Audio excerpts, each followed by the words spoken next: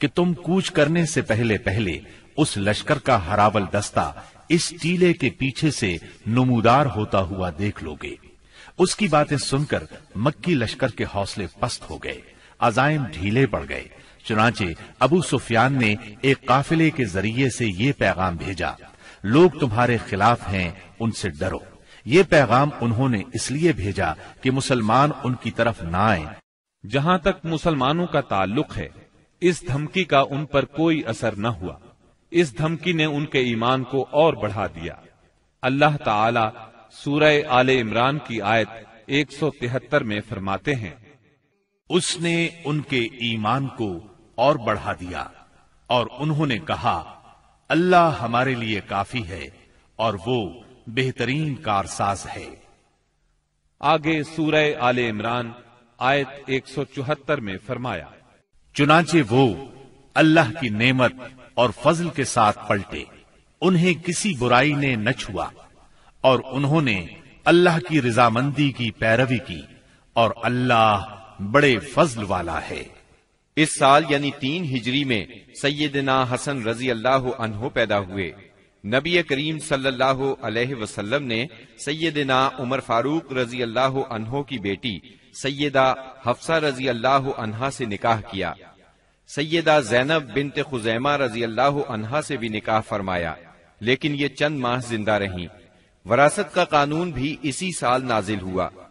مشرکہ سے نکاح مسلمانوں کے لیے اب تک جائز تھا، اسی سال حرام قرار پایا۔ احد میں مسلمانوں کو جو وقتی شکست اٹھانا پڑی، اس کے اثرات اچھے نہیں نکلے۔ دشمن دلیر ہو گئے اور وہ کھل کر مد مقابل آ گئے، اور کئی واقعات ایسے پیش آئے جو مسلمانوں کے حق میں بہتر نہیں تھے۔ یہاں ہم ان واقعات کا ذکر کرتے ہیں۔ ازل اور قارہ قبائل کے کچھ لوگ رسول اللہ صلی اللہ علیہ وسلم کے پاس آئے اور درخواست کی، اے اللہ کے رسول، ہمارے ہاں اسلام کا چرچا ہے لیکن دین سکھانے والا کوئی نہیں، لہٰذا آپ ہمیں دین سکھانے اور قرآن پڑھانے کے لیے کچھ لوگوں کو بھیج دیں۔ نبی اکرم صلی اللہ علیہ وسلم نے ان کی درخواست سن کر اپنے 10 صحابہ کو سیدنا عاصم بن ثابت رضی اللہ عنہ کی امارت میں روانہ فرمایا۔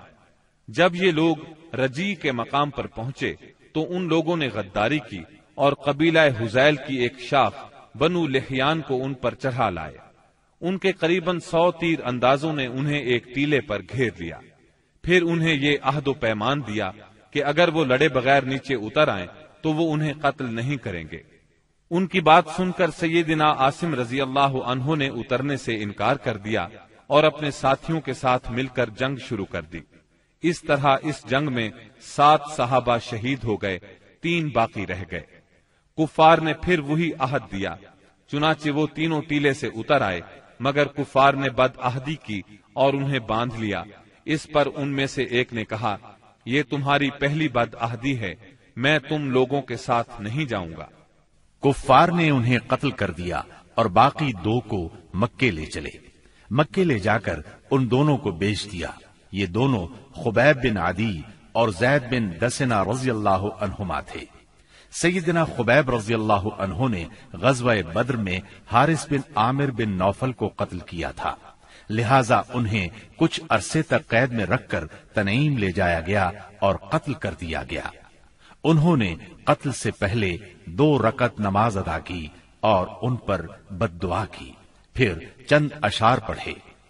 ان میں سے 2 یہ ہیں، میں مسلمان مارا جاؤں تو مجھے کچھ پرواہ نہیں کہ اللہ کی راہ میں کس پہلو پر قتل ہوتا ہوں، اور یہ تو اللہ کی ذات کے لیے ہے، اور اگر وہ چاہے تو بوٹی بوٹی کیے ہوئے اعضاء کے جوڑ جوڑ میں برکت عطا کر دے۔ اس کے بعد ابو سفیان نے خبیب رضی اللہ عنہ سے کہا، کیا تمہیں یہ بات پسند ہے کہ تمہارے بدلے محمد ہمارے قبضے میں ہوتے اور ہم ان کی گردن مارتے اور تم اپنے اہل و عیال میں ہوتے؟ جواب میں انہوں نے فرمایا، اللہ کی قسم مجھے تو یہ بھی گوارا نہیں کہ میں اپنے اہل و عیال میں ہوتا اور اس کے بدلے میں محمد صلی اللہ علیہ وسلم کو جہاں آپ ہوں وہاں کوئی کانٹا چبھ جاتا اور وہ آپ کو تکلیف دیتا۔ یعنی میں تو اپنی جان بچانے کے بدلے میں انہیں کانٹا چبھنے کے برابر بھی تکلیف دینا گوارا نہیں کرتا۔ اور پھر اچانک حارث بن عامر کے بیٹے نے انہیں باپ کے بدلے میں قتل کر دیا۔ اب رہ گئے زید بن دسنہ، انہوں نے غزوہ بدر میں امیہ بن محرز کو قتل کیا تھا، چنانچہ انہیں اس کے بیٹے صفوان بن امیہ نے خرید کر قتل کیا۔ بعض کتب میں یوں ہے کہ یہ گفتگو ابو سفیان اور سیدنا خبیب رضی اللہ عنہ کے درمیان نہیں ہوئی تھی، بلکہ زید بن دسنہ سے ہوئی تھی۔ سیدنا عاصم بن ثابت رضی اللہ عنہ کی شہادت کے بعد قریش نے ان کا سر کاٹ لانے کے لیے اپنے کچھ لوگوں کو بھیجا۔ جب یہ لوگ لاش کے پاس پہنچے تو اللہ نے ان کی حفاظت کے لیے بھیڑوں کا جھنڈ بھیج دیا۔ ان بھیڑوں نے کفار کو ان کے نزدیک نہیں پھٹکنے دیا۔ دراصل سیدنا عاصم رضی اللہ عنہ نے شہادت سے پہلے یہ دعا کی تھی، اے اللہ، یہ کفار میری لاش کو نہ چھونے پائیں۔ سو اللہ نے ان کی دعا قبول فرمائی اور لاش کی حفاظت کے لیے بھیڑوں کو بھیج دیا۔ سیدنا عمر رضی اللہ عنہ کو اس واقعے کی خبر ہوئی تو فرمایا کرتے تھے کہ اللہ مومن بندے کی حفاظت اس کی وفات کے بعد بھی کرتا ہے جیسے اس کی زندگی میں کرتا ہے۔ انہی دنوں اس قسم کا سانحہ بئر معونہ پر پیش آیا۔ یہ واقعہ رجی والے واقعے سے کہیں زیادہ المناک تھا۔ اس کا خلاصہ یہ ہے کہ ابو برا عامر بن مالک مدینہ طیبہ میں آیا اور خدمت نبوی میں حاضر ہوا۔ یہ ملائب الاسنہ کے لقب سے مشہور تھا۔ اس کا مطلب ہے نیزوں سے کھیلنے والا۔ آپ نے اسے اسلام کی دعوت دی۔ اس نے اسلام قبول نہ کیا، لیکن دوری بھی اختیار نہ کی، اور یہ امید ظاہر کی کہ اگر اہل نجد کے پاس تبلیغ کے لیے آدمی بھیج دیے جائیں تو وہ اسلام قبول کر لیں گے۔ اس نے یہ بھی کہا کہ آپ جن لوگوں کو بھیجیں گے وہ میری پناہ میں ہوں گے۔ چنانچہ رسول اللہ صلی اللہ علیہ وسلم نے 70 صحابہ کی جماعت اس کے ساتھ کر دی۔ یہ 70 کے 70 قرآن کے حافظ اور قاری تھے۔ انہوں نے بئر معونہ پر پڑاؤ ڈالا۔ سیدنا حرام بن ملحان رضی اللہ عنہ رسول اللہ صلی اللہ علیہ وسلم کا خط لے کر قبیلے کے سردار اللہ کے دشمن عامر بن طفیل کے پاس گئے۔ اس نے خط پڑھنے کی بجائے اپنے ایک آدمی کو اشارہ کیا کہ انہیں قتل کر دے۔ اس نے کمر کی طرف سے نیزے کا وار کیا، نیزہ آر پار ہو گیا۔ وہ یہ کہتے ہوئے گرے، رب کعبہ کی قسم، میں کامیاب ہو گیا۔ پھر اس بدطینت نے فوراً ہی باقی صحابہ پر حملہ کرنے کے لیے بنو عامر کو آواز دی۔ وہ لوگ اس لیے نہ آئے کہ ابو برا عامر بن مالک نے مسلمانوں کو پناہ دی تھی۔ انہوں نے اس کی آواز پر کان نہ دھرے، چنانچہ اس نے بنو سلیم کو آواز دی۔ بنو سلیم اور اس کی چند شاخوں ریل، زکوان اور اسیہ نے آ کر صحابہ کرام رضی اللہ عنہم کا محاصرہ کر لیا اور سب کو شہید کر ڈالا۔ صرف کعب بن زید اور عمرو بن امیہ زمری رضی اللہ عنہما بچ رہے۔ کعب بن زید تو زخمی تھے، ان لوگوں نے انہیں مردہ خیال کیا، چنانچہ انہیں بعد میں شہداء کے درمیان سے اٹھا لیا گیا۔ وہ زندہ رہے اور غزوہ خندق میں شہید ہوئے۔ عمرو بن امیہ زمری منذر بن عقبہ کے ساتھ اونٹ چرانے کے لیے گئے ہوئے تھے۔ انہوں نے پڑاؤ کی جگہ پر پرندوں کو منڈلاتے دیکھا تو بھانپ گئے کہ کوئی سانحہ ہو گیا ہے۔ فوراً وہاں پہنچے۔ حالات دیکھ کر منذر بن عقبہ نے ان دشمنوں سے لڑ کر شہید ہونے کا فیصلہ کیا۔ چنانچہ وہ ان سے لڑے اور لڑتے لڑتے شہید ہو گئے۔ عمرو بن امیہ کو قید کر لیا گیا۔ جب عامر بن طفیل کو بتایا کہ ان کا تعلق قبیلہ مزر سے ہے تو عامر نے ان کی پیشانی کے بال کٹوا کر اپنی ماں کی طرف سے انہیں آزاد کر دیا۔ اس کی ماں نے ایک گردن آزاد کرنے کی منت مانی تھی۔ عمرو بن امیہ رضی اللہ عنہ مدینہ منورہ کی طرف روانہ ہوئے۔ راستے میں قرقرہ نامی ایک مقام پر پہنچے تو بنو کلاب کے 2 آدمی ملے۔ عمرو بن امیہ رضی اللہ عنہ نے انہیں دشمن کے آدمی خیال کیا اور قتل کر دیا، حالانکہ ان کے پاس رسول اللہ صلی اللہ علیہ وسلم کی طرف سے عہد موجود تھا۔ چنانچہ جب یہ مدینہ منورہ پہنچے اور اس واقعے کی اطلاع دی تو رسول اللہ صلی اللہ علیہ وسلم نے فرمایا، تم نے 2 ایسے آدمیوں کو قتل کیا ہے جن کی دیت مجھے دینا ہوگی۔ اللہ کے رسول صلی اللہ علیہ وسلم کو واقعہ رجی اور بئر معونہ سے بہت رنج پہنچا۔ یہ دونوں حادثے ایک ہی مہینے یعنی صفر 4 ہجری میں پیش آئے تھے، اور کہا جاتا ہے کہ دونوں حادثات کی خبر آپ کو ایک ہی رات میں پہنچی تھی۔ آپ نے ان قاتلوں پر 30 دن تک نماز فجر میں بد دعا فرمائی، یہاں تک کہ اللہ نے ان شہداء کی طرف سے یہ پیغام نازل کیا، ہماری قوم کو ہماری طرف سے یہ بات پہنچا دیں کہ ہم اپنے رب سے ملے تو وہ ہم سے راضی ہے اور ہم اس سے راضی ہیں۔ اس کے بعد آپ نے قنوت ترک کر دی۔ عمرو بن امیہ زمری رضی اللہ عنہ نے جب واپس آ کر بنو کلاب کے 2 آدمیوں کے قتل کی اطلاع دی تو رسول اللہ صلی اللہ علیہ وسلم چند صحابہ کے ساتھ بنو نذیر کے پاس تشریف لے گئے تاکہ معاہدے کے مطابق دونوں مقتولین کی دیت میں مدد کریں۔ انہوں نے آپ سے کہا، ابو القاسم، ہم ایسا ہی کریں گے، آپ تشریف رکھیے، ہم آپ کی ضرورت پوری کیے دیتے ہیں۔ ان لوگوں نے آپ کو ایک دیوار کے نیچے بٹھایا، آپ دیوار سے ٹیک لگا کر بیٹھ گئے۔ ادھر یہود جمع ہوئے، ان پر شیطان سوار تھا۔ انہوں نے باہم مشورہ کیا اور کہا، ہم میں سے کون ہے جو اس بھاری پتھر کو اوپر لے جا کر آپ کے سر پر گرا دے؟ اس پر ایک بدبخت ترین یہودی عمرو بن جہاش اٹھا، اس نے کہا، یہ کام میں کروں گا۔ پھر اس نے پتھر اٹھایا اور اس کو اوپر کی طرف لے چلا۔ ادھر سیدنا جبرائیل علیہ السلام نے آ کر نبی صلی اللہ علیہ وسلم کو ان کے ارادے کی خبر کر دی، چنانچہ آپ تیزی سے اٹھے اور مدینہ منورہ چلے آئے۔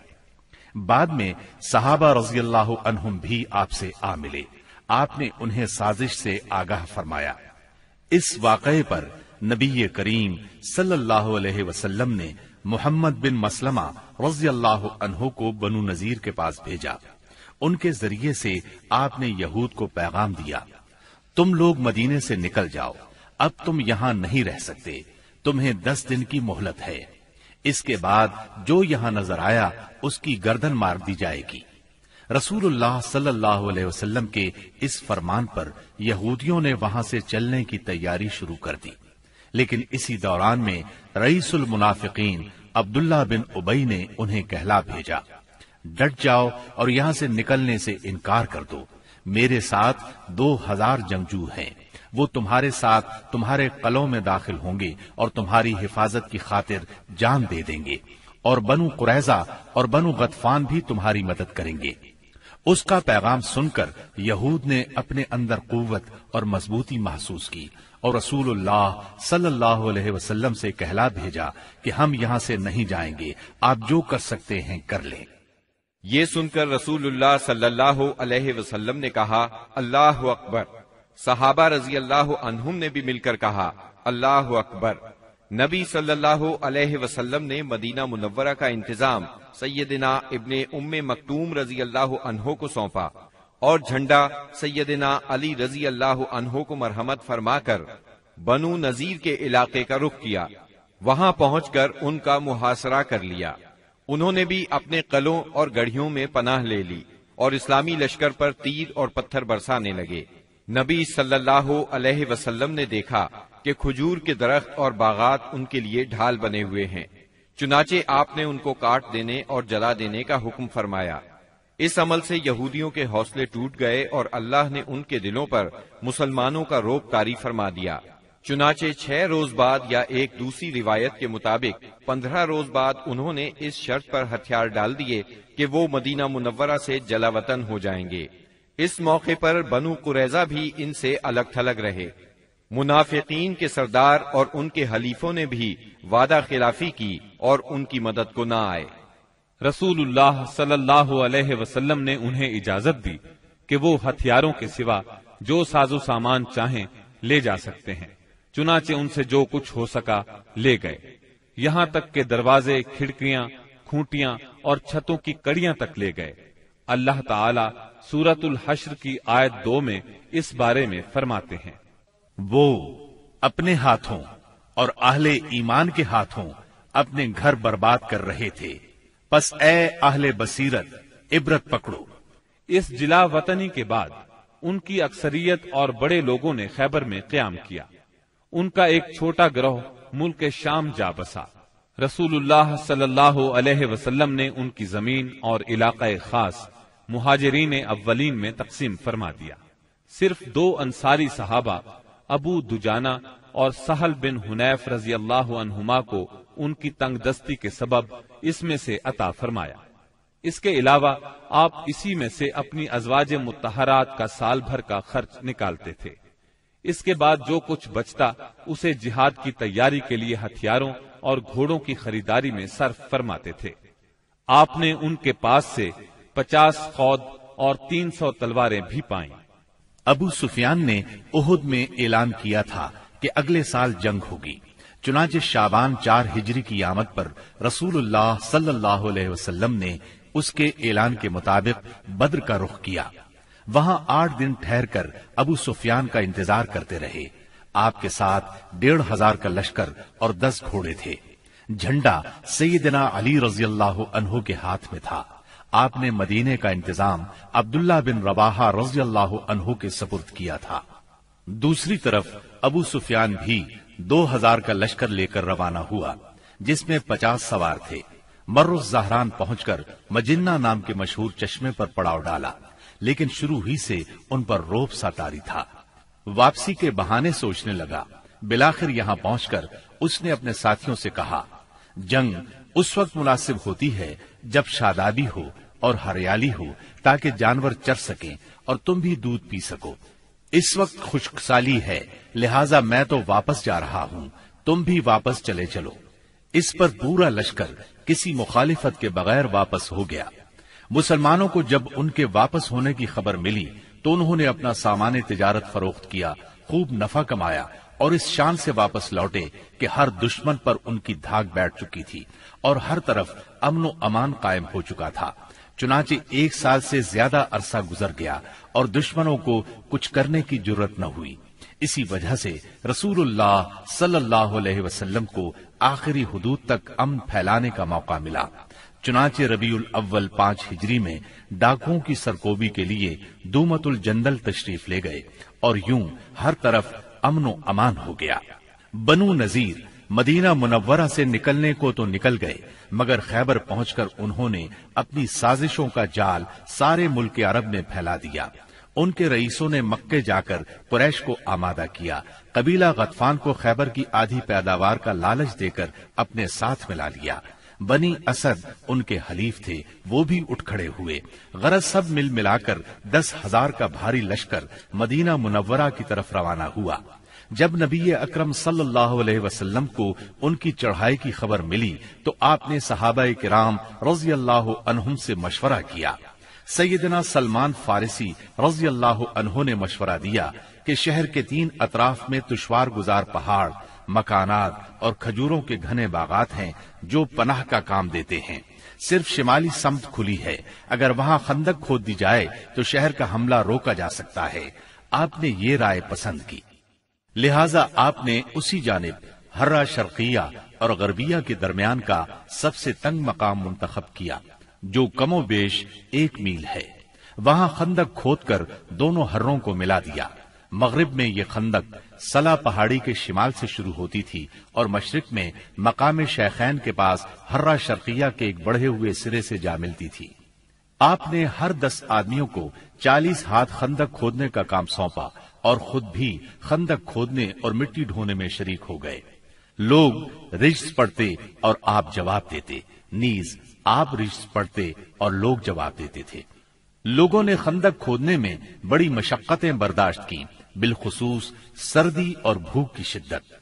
لوگوں نے رسول اللہ صلی اللہ علیہ وسلم سے بھوک کی شکایت کی اور اپنے پیٹوں پر 1 پتھر بندھے ہوئے دکھلائے تو آپ نے انہیں اپنے پیٹ پر 2 پتھر دکھلا دیے۔ خندق کی کھدائی کے دوران بعض نشانیاں بھی دیکھنے میں آئیں۔ سیدنا جابر نے رسول اللہ صلی اللہ علیہ وسلم کی بھوک کی سختی دیکھی تو صبر نہ کر سکے، اپنی بکری کا ایک بچہ ذبح کیا اور ان کی بیوی نے 1 سا جو پیسے۔ پھر خفیہ طور پر رسول اللہ صلی اللہ علیہ وسلم کو چند صحابہ کرام سمیت دعوت دی۔ مگر رسول اللہ صلی اللہ علیہ وسلم سارے اہل خندق کے ساتھ، جن کی تعداد 1000 تھی، چل پڑے اور سب نے شکم سیر ہو کر کھایا۔ پھر بھی ہانڈی بھری ہوئی ابلتی رہی اور آٹے سے روٹی پکتی رہی۔ اس طرح سیدنا برا کے ساتھیوں کا ایک سخت چٹان سے سامنا ہوا۔ نبی صلی اللہ علیہ وسلم نے اتر کر بسم اللہ کہا اور کدال سے ایک ضرب لگائی تو ایک ٹکڑا کٹ گیا اور اس سے ایک روشنی نکلی۔ آپ نے فرمایا اللہ اکبر، مجھے شام کی کنجیاں دی گئیں اور اس وقت میں اس کے سرخ محل دیکھ رہا ہوں۔ اس کے بعد آپ نے دوسری ضرب لگائی اور فتح فارس کی خوشخبری سنائی، پھر تیسری ضرب لگائی اور فتح یمن کی خوشخبری سنائی اور پوری چٹان کٹ گئی۔ ادھر قریش اور ان کے پیروکار 4000 کا لشکر لے کر آئے۔ ان کے ساتھ 300 گھوڑے اور 1000 اونٹ تھے۔ ان کا سالار ابو سفیان تھا اور جھنڈا عثمان بن طلحہ نے اٹھا رکھا تھا۔ جب یہ لشکر مدینہ کے قریب پہنچا تو خندق دیکھ کر دنگ رہ گیا، چنانچہ انہیں مدینہ منورہ کے باہر پڑاؤ کرنا پڑا۔ ادھر 3000 مسلمان پوری طرح ہوشیار تھے اور خندق کی نگرانی کر رہے تھے۔ دونوں اطراف سے تیر اندازی شروع ہوئی جو کئی دن تک جاری رہی۔ ایک روز مشرکین کے شاہ سواروں کی ایک جماعت نے ایک تنگ مقام سے خندق عبور کر لی۔ ان لوگوں میں عمرو بن عبد ود، اکرمہ بن ابی جہل اور زرار بن خطاب وغیرہ شامل تھے۔ ان کے گھوڑے اندر داخل ہو کر چکر کاٹنے لگے۔ ایسے میں سیدنا علی رضی اللہ عنہ چند مسلمانوں کے ساتھ نکلے اور جس مقام سے انہوں نے خندق عبور کی تھی اس پر قبضہ کر لیا۔ اس طرح انہوں نے ان لوگوں کا واپسی کا راستہ بند کر دیا۔ اس پر عمرو بن عبد ود نے انہیں مقابلے کے لیے للکارا۔ وہ بہت بہادر اور ظالم تھا۔ سیدنا علی رضی اللہ عنہ نے کوئی بات کہہ کر اسے بھڑکا دیا۔ وہ گھوڑے سے اتر آیا۔ اب دونوں نے ایک دوسرے پر بڑھ چڑھ کر وار کیے۔ آخر سیدنا علی نے اسے ایک قاری ضرب لگائی، وہ وہیں ڈھیر ہو گیا۔ باقی مشرک بھاگ نکلنے میں کامیاب ہو گئے۔ بھاگتے وقت ان کی بدحواسی کا عالم یہ تھا کہ اکرمہ اپنا نیزہ چھوڑ گیا۔ نوفل بن عبداللہ خندق میں جا گرا، جسے مسلمانوں نے قتل کر دیا۔ اب مشرکین نے تیر اندازی شروع کر دی۔ تیروں کے ساتھ وہ پتھر بھی برسا رہے تھے۔ مسلمان عورتیں ایک قلعے میں محفوظ تھیں۔ وہ قلعہ بنو قریظہ کے پاس تھا۔ بنو قریظہ نے جب یہ دیکھا کہ مسلمان حملے کی زد میں ہیں، ادھر میدان خالی ہے، تو قلعے پر قبضے کے برے ارادے سے قلعے کی طرف بڑھے۔ ایک یہودی تو پھاٹک کے پاس پہنچ گیا۔ عورتوں نے بھی انہیں دیکھ لیا اور ان کے ارادے کو بھانپ لیا۔ سیدنا زبیر رضی اللہ عنہ کی والدہ اور نبی کریم صلی اللہ علیہ وسلم کی پھوپھی سیدہ صفیہ رضی اللہ عنہا آگے بڑھیں اور اس پر حملہ کر دیا۔ آن کی آن میں وہ ڈھیر ہو گیا۔ انہوں نے اس کا سر کاٹ کر میدان میں پھینک دیا۔ اپنے ساتھی کا سر دیکھ کر بنو قریظہ کے لوگ یہ سمجھے کہ قلعے میں مسلمانوں کی فوج موجود ہے، لہذا آگے بڑھنے سے رک گئے اور واپس لوٹ گئے۔ غزوہ خندق شوال 5 ہجری میں پیش آیا تھا۔ مشرکین نے قریباً 1 ماہ تک مسلمانوں کا محاصرہ جاری رکھا۔ اس کا مطلب ہے محاصرہ شوال میں شروع ہوا اور ذیقعد میں ختم ہوا۔ ابن سعد کا بیان ہے کہ جس روز رسول اللہ صلی اللہ علیہ وسلم واپس ہوئے وہ بدھ کا روز تھا اور ذیقعد کے ختم ہونے میں صرف 7 دن باقی تھے۔ اس جنگ میں دونوں طرف کے صرف چند افراد مارے گئے، یعنی 10 مشرک اور 6 مسلمان۔ ایک تیر سعد بن معاذ رضی اللہ عنہ کو لگا، جس سے ان کے بازو کی بڑی رگ کٹ گئی۔ انہوں نے اللہ سے دعا کی کہ اگر قریش کی جنگ ابھی کچھ باقی ہے تو اس کے لیے انہیں زندہ رکھے، ورنہ اسی زخم کو ان کی موت کا سبب بنا دے۔ البتہ انہوں نے اپنی دعا میں یہ بھی کہا، یا اللہ مجھے موت نہ دے یہاں تک کہ بنو قریظہ سے میری آنکھیں ٹھنڈی ہو جائیں۔ خندق کی لڑائی دراصل جان اور مال کے نقصان کی جنگ نہیں تھی، بلکہ یہ جنگ اعصاب کی جنگ تھی۔ اس میں کوئی خون ریز معرکہ پیش نہیں آیا، لیکن پھر بھی یہ اسلامی تاریخ کی ایک فیصلہ کن جنگ تھی۔ اس جنگ کے نتیجے میں مشرکین کے حوصلے پست ہو گئے اور ان پر یہ بات واضح ہو گئی کہ وہ مسلمانوں کی اس چھوٹی سی جماعت کو جو مدینہ منورہ میں نشو نما پا رہی تھی ختم نہیں کر سکتے۔ وہ کیا عرب کی کوئی طاقت بھی انہیں ختم نہیں کر سکتی۔ اس خیال کی وجہ یہ تھی کہ غزوہ خندق میں مشرکین بڑی طاقت، ساز و سامان اور بھاری تعداد کے ساتھ آئے تھے۔ اس وقت اس سے بڑی طاقت فراہم کرنا عربوں کے بس کی بات نہیں تھی۔ اس لیے رسول اللہ صلی اللہ علیہ وسلم نے احزاب سے واپسی کے بعد فرمایا، الآن نغزوهم ولا يغزونا نحن نسير إليهم۔ اب ہم ان پر چڑھائی کریں گے، وہ ہم پر چڑھائی نہیں کریں گے۔ اب ہمارا لشکر ان کی طرف جائے گا۔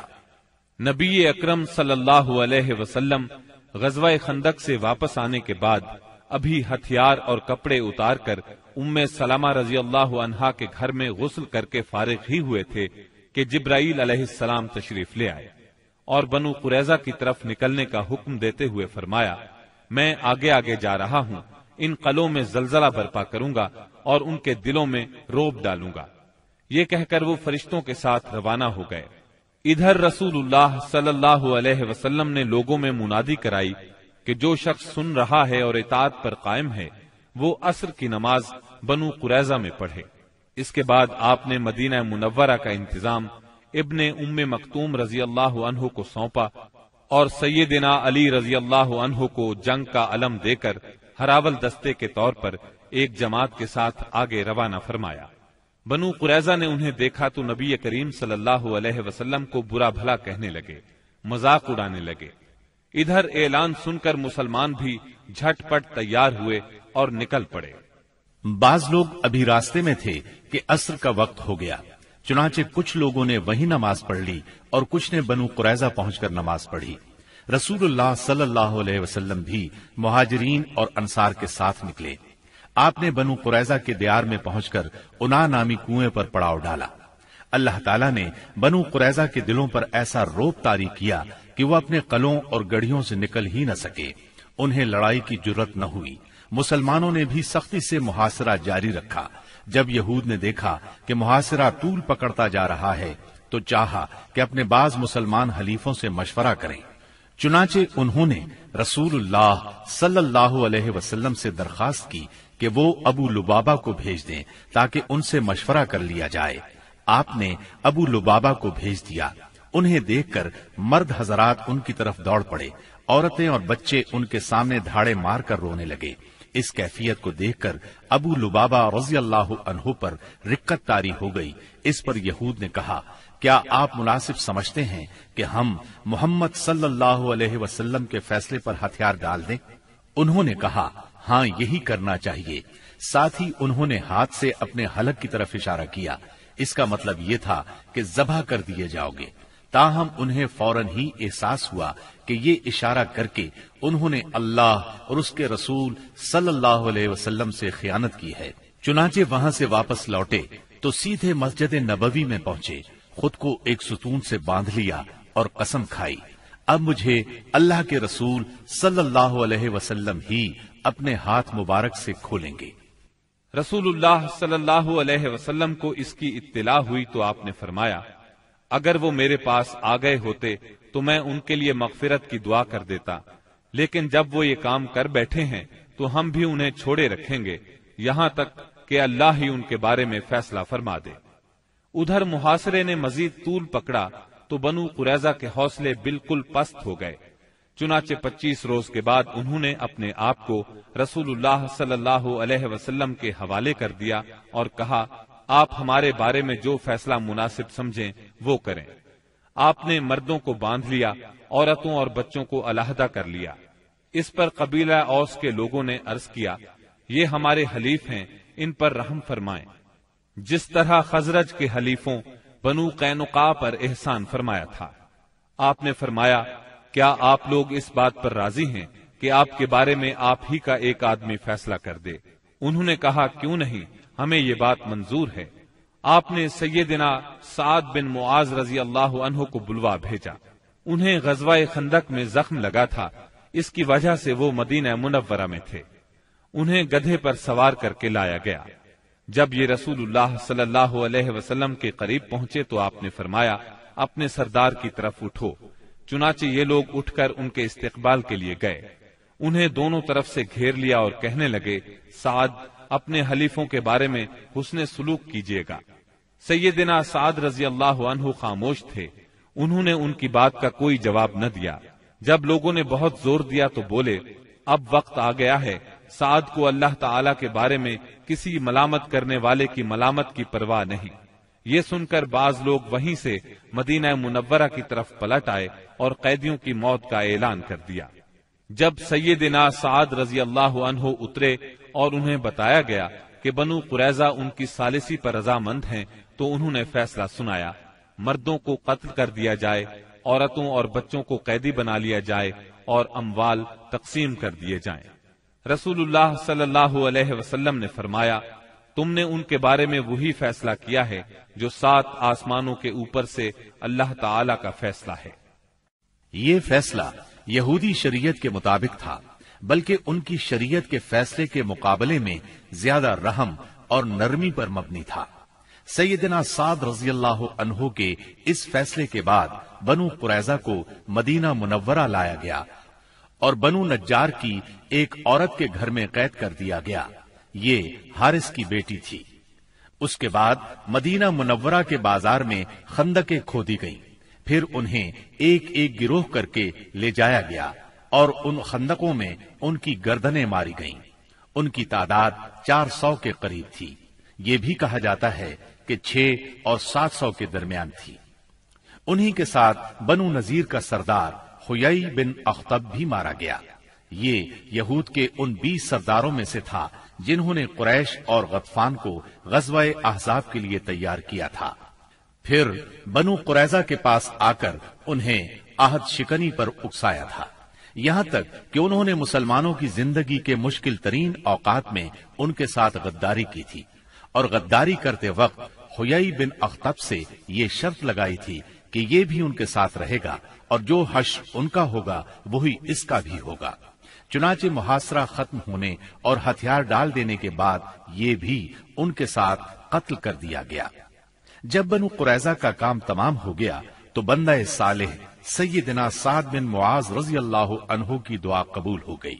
وہ مسجد نبوی کے ایک خیمے میں تھے تاکہ نبی صلی اللہ علیہ وسلم قریب ہی سے ان کی عیادت کر لیا کریں۔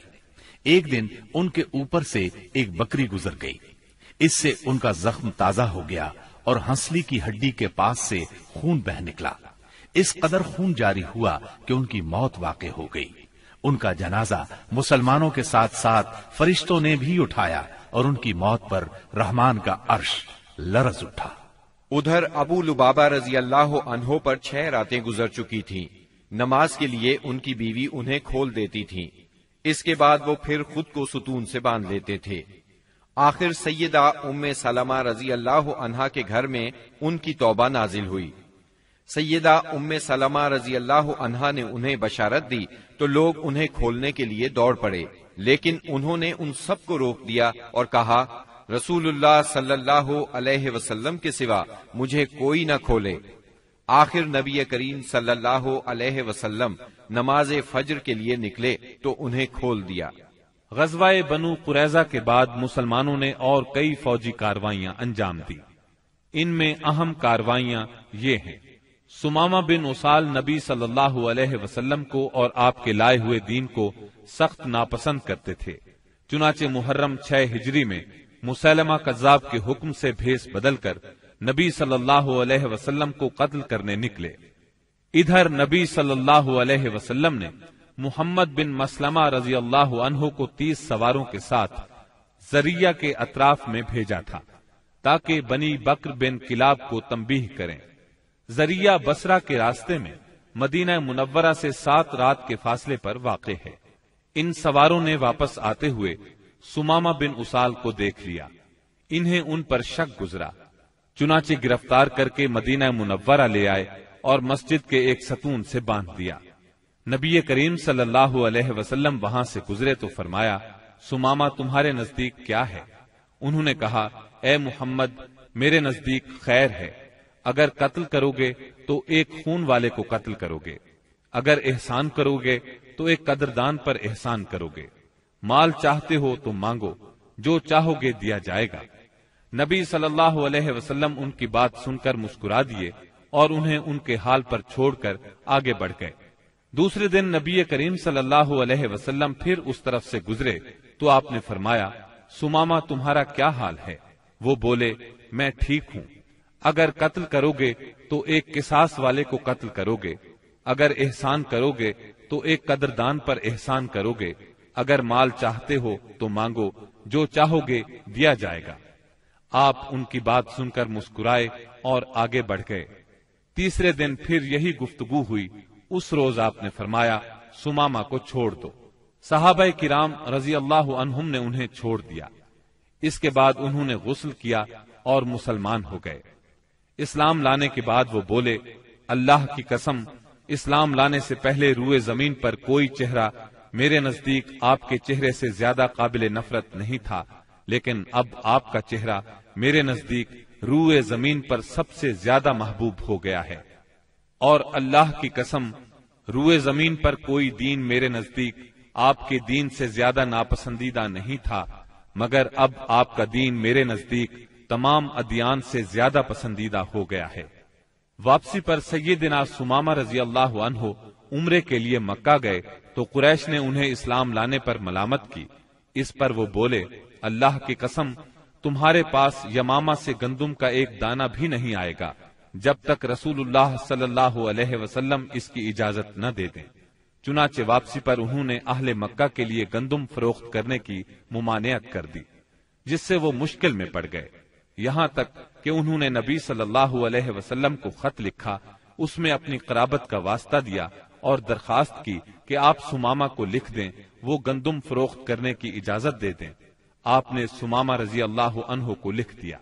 بنو لہیان وہی ہیں جنہوں نے رجی کے مقام پر دھوکے سے 8 صحابہ کرام رضی اللہ عنہم کو شہید کیا تھا اور 2 کو اہل مکہ کے ہاتھوں فروخت کر دیا تھا، جہاں وہ بے دردی سے شہید کر دیے گئے تھے۔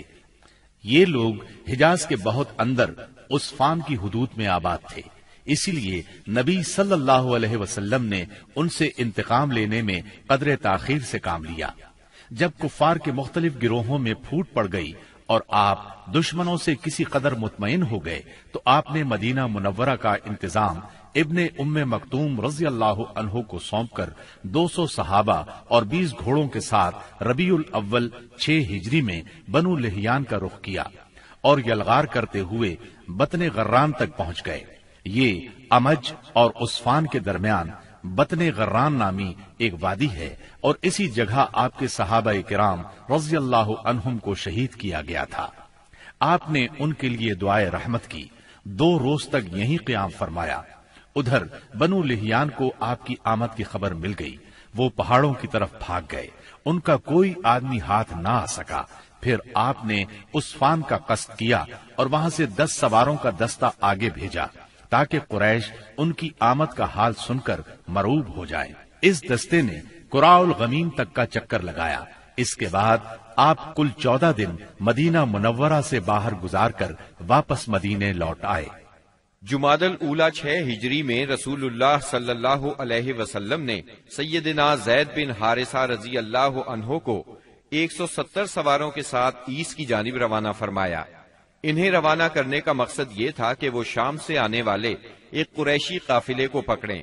اس قافلے کی سربراہ رسول اللہ صلی اللہ علیہ وسلم کی صاحبزادی سیدہ زینب رضی اللہ عنہا کے شوہر ابو العاص بن ربی تھے۔ اس مہم میں قریش کے ایک قافلے کا مال ہاتھ آیا، لیکن ابو العاص بھاگ نکلنے میں کامیاب ہو گئے اور سیدھے مدینہ منورہ جا پہنچے۔ انہوں نے سیدہ زینب رضی اللہ عنہا کی پناہ لے لی اور ان سے کہا، رسول اللہ صلی اللہ علیہ وسلم سے کہیں آپ قافلے کا سامان واپس کر دیں۔ سیدہ زینب رضی اللہ عنہا نے سفارش کی تو نبی کریم صلی اللہ علیہ وسلم نے چھوٹی بڑی ہر چیز واپس کر دی۔ ابو العاص سارا مال لے کر مکے پہنچے، امانتیں ان کے مالکوں کے حوالے کی، پھر مسلمان ہو کر مدینہ منورہ آ گئے۔ نبی کریم صلی اللہ علیہ وسلم نے پہلے ہی نکاح کے تحت سیدہ زینب رضی اللہ عنہا کو انہیں واپس کر دیا۔ یہ واپسی 3 سال سے کچھ زیادہ عرصہ بعد ہوئی تھی۔ رسول اللہ صلی اللہ علیہ وسلم نے اس دوران میں مزید کئی سرایا بھیجے۔ جن کا دشمن کی سرکشی توڑنے، ان کے شر کی آگ بجھانے اور دور دراز علاقوں میں امن پھیلانے میں بڑا اثر تھا۔ پھر آپ کے پاس کچھ اس طرح کی خبریں آئیں کہ آپ غزوہ بنو المستلق کے لیے تشریف لے گئے۔ یہ غزوہ 5 ہجری یا 6 ہجری میں ہوا۔ بنو المستلق قبیلہ خزاعہ کی ایک شاخ تھی۔ قبیلہ خزاعہ کے لوگ عام طور پر رسول اللہ صلی اللہ علیہ وسلم کے خیر خواہ تھے، مگر یہ شاخ قریش کی طرفدار تھی۔ رسول اللہ صلی اللہ علیہ وسلم کو معلوم ہوا کہ یہ لوگ آپ سے لڑنے کے لیے جنگ کی تیاری کر رہے ہیں۔ آپ نے اس خبر کی تحقیق کے لیے بریدہ بن حسیب رضی اللہ عنہ کو بھیجا۔ ان سے معلوم ہوا کہ خبر درست ہے، لہذا آپ نے مدینہ منورہ کا انتظام سیدنا زید بن حارثہ رضی اللہ عنہ کو سونپا، اور یہ بھی کہا جاتا ہے کسی اور کو سونپا، اور بنو المستلق کی طرف یلغار کرتے ہوئے نکلے تاکہ بالکل اچانک ان پر ٹوٹ پڑے۔ آپ کے ساتھ 700 صحابہ کرام تھے، اور بنو المستلق اس وقت قدید کے اطراف میں ساحل کے قریب مریسی نامی ایک چشمے پر پڑاؤ ڈالے ہوئے تھے۔ آپ نے اس حال میں ان پر چھاپا مارا کہ وہ غافل تھے، بعض کو قتل کیا، عورتوں اور بچوں کو گرفتار کیا اور مال مویشی پر قبضہ کر لیا۔ اس وقت شعبان 5 ہجری کے آخری دن تھے، اور یہ بھی کہا جاتا ہے کہ 6 ہجری کے ابتدائی دن تھے۔ قیدیوں میں بنو المستلق کے رئیس حارث بن ابی زرار کی صاحبزادی جویریہ بھی تھیں۔ مدینہ منورہ آ کر ان کے اسلام لانے پر نبی صلی اللہ علیہ وسلم نے انہیں آزاد کر کے ان سے شادی کر لی۔ اس پر صحابہ کرام نے بنو المستلق کے 100 گھرانے آزاد کر دیے۔ یہ پہلے ہی مسلمان ہو چکے تھے۔ صحابہ کرام نے انہیں آزاد کرتے ہوئے کہا، یہ رسول اللہ صلی اللہ علیہ وسلم کے سسرال کے لوگ ہیں۔ اس طرح ام المومنین سیدہ جویریہ رضی اللہ عنہا اپنی قوم کے لیے نہایت عظیم اور برکت والی خاتون ثابت ہوئیں۔ اس غزوے سے واپسی پر جب مسلمانوں کے پاس پینے کے لیے اور وضو کے لیے پانی نہ بچا تو تیمم کا حکم نازل ہوا۔ اسی سال پردے کا حکم نازل ہوا۔ مسلمان عورتوں اور مردوں کو نگاہ نیچی رکھنے کا حکم دیا گیا۔ پردے کے متعلق احکامات سورہ نور کی آیت 30 اور 31 میں تفصیل سے موجود ہیں۔ پردے کے اس حکم سے پاکیزہ خواتین بلکہ سبھی خواتین کی عزت و عصمت کو ہمیشہ کے لیے پناہ گاہ مل گئی، اور انسانی معاشرے میں عورتوں کی عزت اور وقار کو انتہائی قابل قدر تحفظ مل گیا۔ اس طرح عورتوں کے لیے احترام میں اس قدر اضافہ ہوا کہ جو کائنات کے کسی اور نظام نے عورتوں کو عطا نہیں کیا تھا۔ خواتین کو اگر اپنا مقام، مرتبہ، حیثیت اور اہمیت معلوم کرنا ہو تو انہیں تعلیم اسلام کے راستے میں یہ سب کچھ میسر ہوگا۔ چند سال پہلے تک اسلام کے راستے میں مصائب اور مشکلات کے پہاڑ حائل تھے، لیکن اب رسول اللہ صلی اللہ علیہ وسلم کے اعجاز، اخلاق اور تدبر سے اور مسلمانوں کے اخلاص، ایثار اور کوششوں سے وہ ایک ایک کر کے دور ہو گئے۔ اب اسلام کی ترقی کی راہ میں بس 2 ہی رکاوٹیں رہ گئی تھیں، ایک مکہ کے مشرک، دوسرے خیبر کے یہودی۔ مکے کے مشرکوں سے آپ یہ چاہتے تھے کہ وہ اسلام کی تحریک کو امن و امان سے آگے بڑھنے دیں، اور جو لوگ خوشی سے اسلام کے حلقے میں آنا چاہیں انہیں یہ موقع دیا جائے۔ مکہ معظمہ میں غریب اور کمزور مسلمان عورتوں، بچوں اور بے بس مسلمان مردوں کو جو نظر بند کر رکھا ہے انہیں مدینہ منورہ آنے دیا جائے۔ مسلمانوں کو مکہ آنے جانے اور خانہ کعبہ کے طواف اور حج کی آزادی مل جائے۔ دوسری طرف رسول اللہ صلی اللہ علیہ وسلم خیبر کے یہود سے صرف یہ چاہتے تھے کہ وہ اسلام کی طاقت کو تسلیم کر لیں۔ یہ دونوں رکاوٹیں اس سال کے دوران صلح حدیبیہ اور یہود کے مکمل خاتمے سے دور ہو گئیں۔ مہاجرین کو مکہ معظمہ چھوڑے قریباً 6 سال بیت چکے تھے۔ کچھ لوگ کعبے کی زیارت کو بہت ترس رہے تھے اور کچھ اپنے رشتہ داروں سے ملنے کے لیے بے چین تھے۔ دونوں جذبے فطری تھے۔ ہجرت کے مقدس فریضے نے اس فطری جذبے کو دبا دیا تھا۔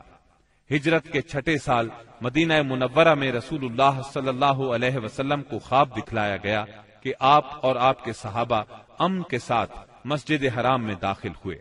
آپ نے خانہ کعبہ کی کنجی لی اور صحابہ کرام سمیت بیت اللہ کا طواف اور عمرہ کیا۔ پھر کچھ لوگوں نے سروں کو منڈوایا اور کچھ نے قصر کروایا۔ آپ نے صحابہ کرام رضی اللہ عنہم کو اس خواب کی اطلاع دی اور یہ بتلایا کہ آپ عمرہ ادا فرمائیں گے، لہذا صحابہ کرام بھی سفر کے لیے تیار ہو گئے۔ آپ نے مدینہ کے گرد و پیش کی آبادیوں میں بھی روانگی کا اعلان فرما دیا، لیکن انہوں نے چلنے میں دیر کر دی۔ رسول اللہ صلی اللہ علیہ وسلم پیر کے روز یکم ذی قعد 6 ہجری کو 1400 مہاجرین و انصار کے ساتھ مدینہ منورہ سے روانہ ہوئے اور اپنے ساتھ قربانی کے جانور بھی لیے تاکہ لوگ جان لیں کہ آپ جنگ کے لیے نہیں عمرے کے لیے جا رہے ہیں۔ ذوالحلیفہ پہنچ کر جانوروں کو قلادے پہنائے گئے، ان کی کوہانے چیر کر نشان بنایا اور عمرے کا احرام باندھا۔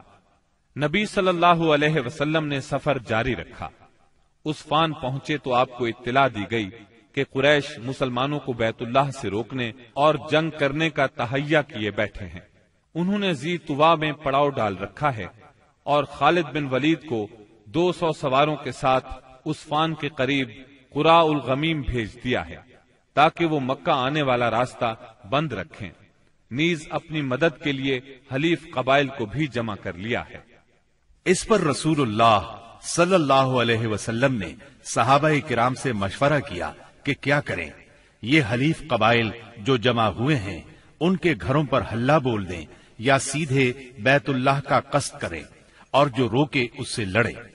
سیدنا ابو بکر صدیق رضی اللہ عنہ نے کہا، ہم عمرہ کرنے آئے ہیں، لڑنے نہیں، لہذا جو ہمارے اور بیت اللہ کے درمیان رکاوٹ بنے گا ہم اس سے لڑیں گے۔ رسول اللہ صلی اللہ علیہ وسلم نے اس رائے کو پسند فرمایا۔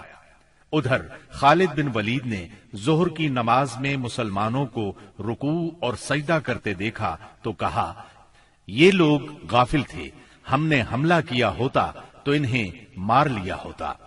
پھر انہوں نے طے کیا کہ عصر کی نماز کے دوران حملہ کریں گے، لیکن اللہ نے ظہر اور عصر کے درمیان صلاۃ خوف یعنی حالت جنگ میں نماز کا حکم نازل فرمایا۔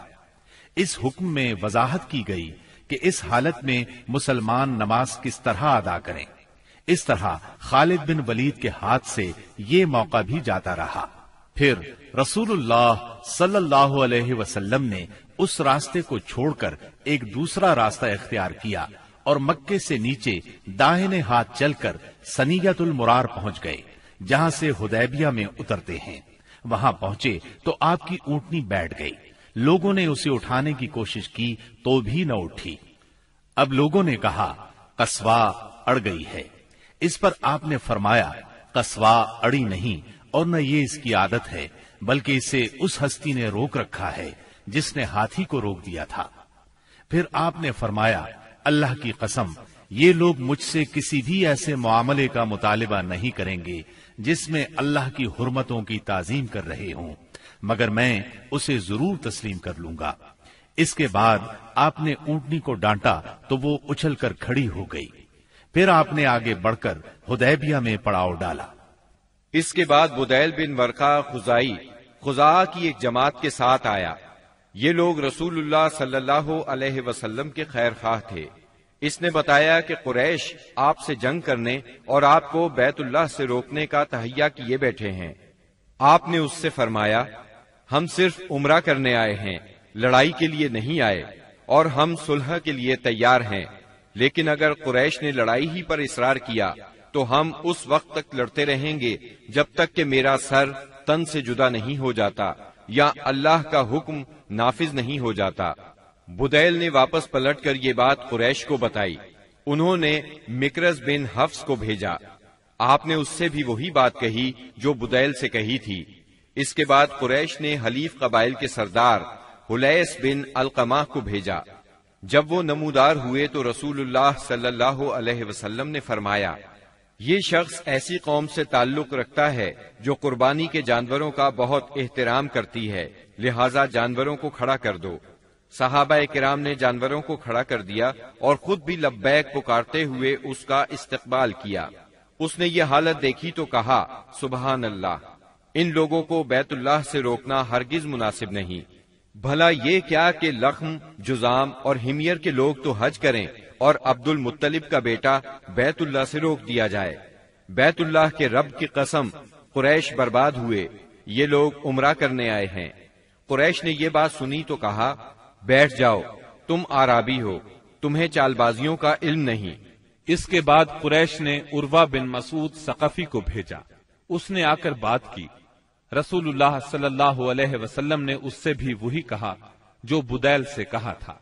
اس نے دربار نبوت کی کیفیت دیکھی تو دنگ رہ گیا۔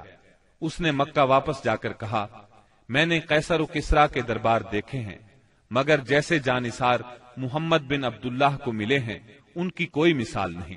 ان کے نبی جب وضو کرتے ہیں تو یہ لوگ وضو کا پانی زمین پر نہیں گرنے دیتے۔ اب رسول اللہ صلی اللہ علیہ وسلم نے طے کیا کہ قریش کے پاس ایک سفیر بھیجیں جو انہیں یقین دلائے کہ آپ عمرہ ہی کے لیے آئے ہیں۔ چنانچہ آپ نے سیدنا عثمان بن عفان رضی اللہ عنہ کو روانہ فرمایا اور انہیں یہ حکم بھی دیا کہ وہ مکہ کے کمزور مومن مردوں اور عورتوں کے پاس جا کر انہیں قریب ہی فتح کی بشارت سنائیں اور یہ بتلا دیں کہ اللہ تعالی اپنے دین کو مکہ میں ظاہر اور غالب کرنے والا ہے، یہاں تک کہ کسی کو ایمان چھپانے کی ضرورت نہیں ہوگی۔ سیدنا عثمان رضی اللہ عنہ ابان بن سعید اموی کی پناہ میں مکہ معظمہ کے اندر داخل ہوئے اور پیغام پہنچایا۔ قریش نے سیدنا عثمان کو پیشکش کی کہ بیت اللہ کا طواف کر لیں۔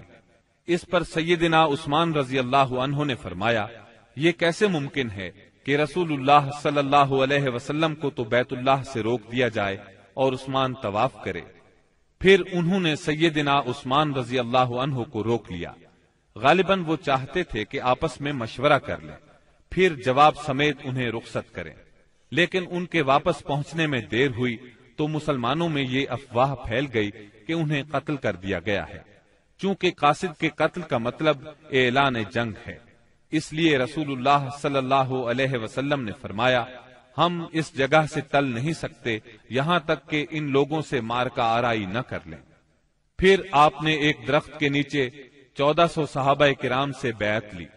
صحابہ نے بڑی گرمجوشی کے ساتھ موت پر اور میدان سے نہ بھاگنے پر بیعت کی۔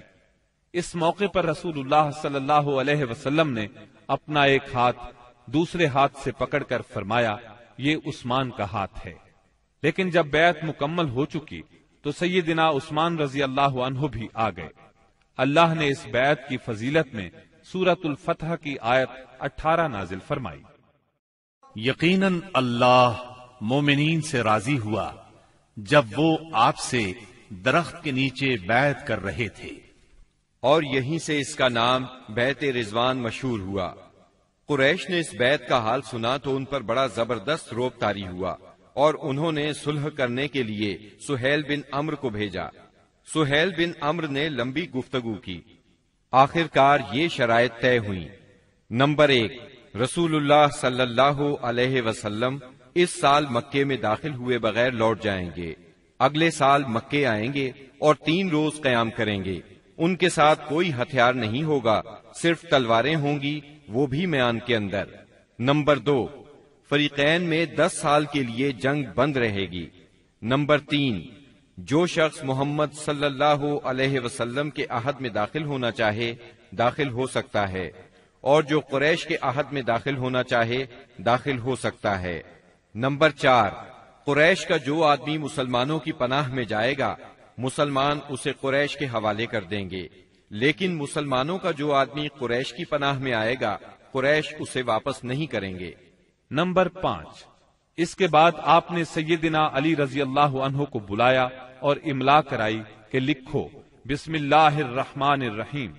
اس پر سہیل بن عمرو نے کہا، ہم نہیں جانتے کہ رحمان کیا ہے، آپ بسمک اللہم لکھیں۔ رسول اللہ صلی اللہ علیہ وسلم نے انہیں یہی لکھنے کا حکم فرمایا۔ پھر آپ نے املا لکھوائی، یہ وہ بات ہے جس پر محمد رسول اللہ نے مصالحت کی ہے۔ اس پر سہیل نے کہا، اگر ہم جانتے کہ آپ اللہ کے رسول ہیں تو آپ کو پھر ہم نہ تو بیت اللہ سے روکتے اور نہ آپ سے جنگ کرتے، لہذا آپ محمد بن عبداللہ لکھوائیں۔ آپ نے فرمایا، میں اللہ کا رسول ہوں اگرچہ تم جھٹلاؤ۔ پھر آپ نے سیدنا علی رضی اللہ عنہ کو حکم فرمایا لفظ رسول اللہ کو مٹا کر محمد بن عبداللہ لکھیں۔ سیدنا علی رضی اللہ عنہ نے مٹانا گوارا نہ کیا، اس لیے نبی کریم صلی اللہ علیہ وسلم نے خود اپنے دست مبارک سے مٹایا۔ پھر پوری دستاویز کے 2 نسخے لکھے گئے، ایک نسخہ قریش کے لیے، دوسرا مسلمانوں کے لیے۔ صلح نامہ حدیبیہ کی شرائط ظاہر میں بہت سخت تھیں، اسی لیے بعض پرجوش مسلمانوں کو ان کے ماننے میں تأمل ہو رہا تھا، لیکن جب خود رسول اللہ صلی اللہ علیہ وسلم ان کو مان چکے تو پھر انکار کی جرت کون کرتا؟ اور پھر چند ہی دنوں بعد معلوم ہو گیا کہ یہ شرائط اسلام کے حق میں بے حد فائدہ مند تھی۔ ابھی صلح نامہ لکھا جا رہا تھا کہ قریش کے نمائندے سہیل بن عمرو کے صاحبزادے ابو جندل بیڑیاں گھسیٹتے آ پہنچے۔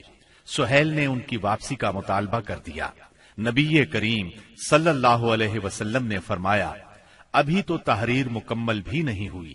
اس پر سہیل نے کہا تب میں آپ سے صلح ہی نہیں کرتا۔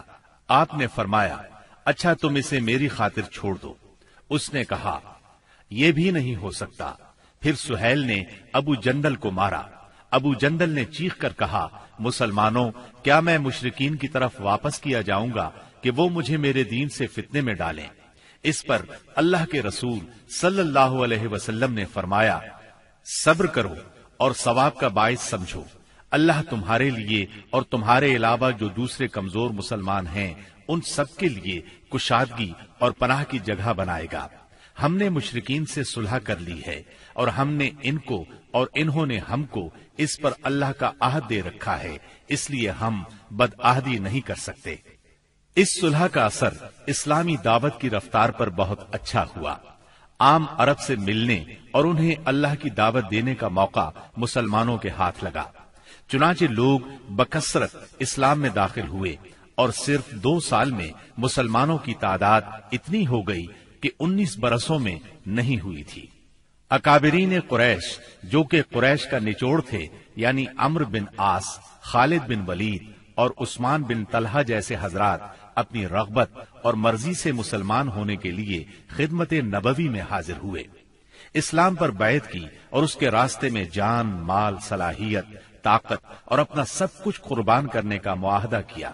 تب آپ نے فرمایا مکہ نے اپنے جگر گوشوں کو ہمارے حوالے کر دیا۔ محرم 7 ہجری میں رسول اللہ صلی اللہ علیہ وسلم نے خیبر کا قصد فرمایا۔ اس موقع پر ان لوگوں نے بھی اجازت مانگی جو حدیبیہ کے موقع پر پیچھے رہ گئے تھے۔ آپ نے اعلان فرمایا میرے ساتھ وہی روانہ ہو جسے جہاد کی خواہش ہو، رہا مال غنیمت تو اس میں سے کچھ نہیں ملے گا۔ اس کے نتیجے میں آپ کے ساتھ بیت رضوان والے 1400 اصحاب ہی روانہ ہوئے۔ آپ نے مدینے کا انتظام سبا عرفتہ بن غفاری رضی اللہ عنہ کو سونپا، پھر خیبر جانے والے جانے پہچانے راستے پر چل پڑے۔ قریباً نصف راستہ طے کرنے کے بعد آپ نے ایک دوسرا راستہ اختیار فرمایا جو ملک شام کی جانب سے خیبر پہنچاتا تھا۔ اس سے آپ کا مقصد یہ تھا کہ یہودیوں کے لیے ملک شام کی طرف بھاگنے کا راستہ بند کر دیں۔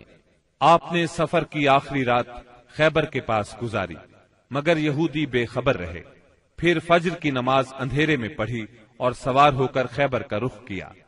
ادھر یہود بے خبری میں اپنے پھاوڑے اور ٹوکریاں وغیرہ لے کر اپنی زمینوں کی طرف نکلے۔ انہوں نے اچانک لشکر کو سامنے دیکھا تو چیختے ہوئے بھاگے۔